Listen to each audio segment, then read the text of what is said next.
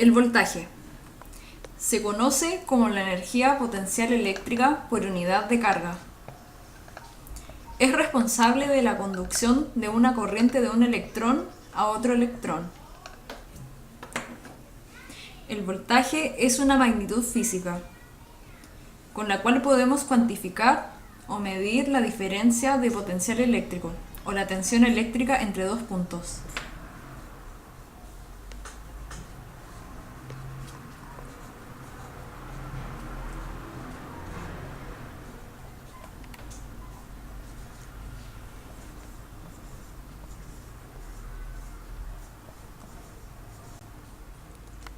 El símbolo con el cual es representado el voltaje o tensión eléctrica es V, que representa la unidad de medida que es el voltio o volt.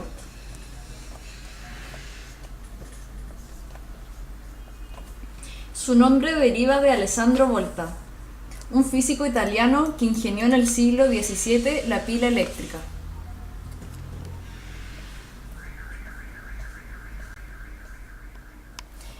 El voltaje es medible mediante un aparato llamado voltímetro.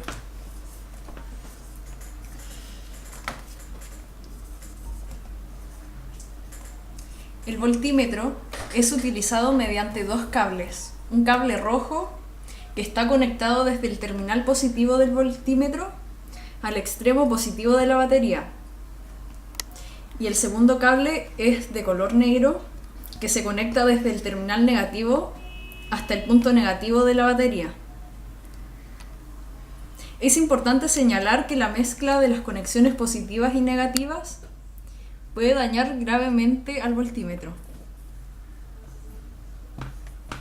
La corriente eléctrica es entonces un flujo ordenado de cargas eléctricas en un conductor sólido como un cable o alambre metálico.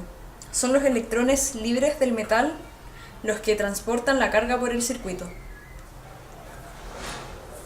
En el Sistema Internacional de Unidades se expresa en coulombio sobre segundo.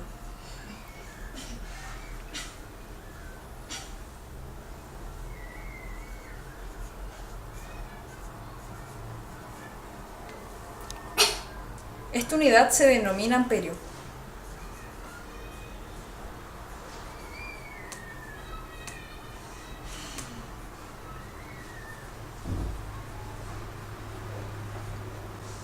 Se distinguen dos tipos de corrientes: corriente continua y corriente alterna. Corriente continua es aquella corriente en donde los electrones circulan en la misma cantidad y sentido, es decir, que fluyen en una misma dirección. Su polaridad es invariable y hace que fluya una corriente de amplitud relativamente constante a través de una carga. Corriente alterna es aquella que circula durante un tiempo en un sentido y después en sentido opuesto, volviéndose a repetir el mismo proceso en forma constante. Su polaridad se invierte periódicamente, haciendo que la corriente fluya alternativamente en una dirección y luego en la otra. Circuito eléctrico es el recorrido preestablecido por el que se desplazan las cargas eléctricas. Las cargas eléctricas que constituyen una corriente eléctrica pasan de un punto que tiene mayor potencial eléctrico a otro que tiene un potencial inferior. Para mantener permanentemente esa diferencia de potencial, llamada también voltaje o tensión, entre los extremos de un conductor, se necesita un dispositivo llamado generador. Los circuitos eléctricos son circuitos cerrados, aunque podemos abrir el circuito en algún momento para interrumpir el paso de la corriente, mediante un interruptor, pulsador u otro elemento del circuito. Las partes del circuito eléctrico son los generadores, que son los elementos encargados de suministrar la energía del circuito, creando una diferencia de potencial entre sus terminales que permite que circule la corriente eléctrica. Los elementos encargados de esta función son las pilas, las baterías, dínamos y alternadores. Conductores son materiales que permiten el paso de la corriente eléctrica, por lo que se utilizan como unión entre los distintos elementos del circuito. Generalmente son cables formados por hilos de cobre trenzado y recubiertos por un aislante plástico. Receptores son los componentes que reciben la energía eléctrica y la transforman en otras formas más útiles para nosotros como movimiento, luz, sonido o calor.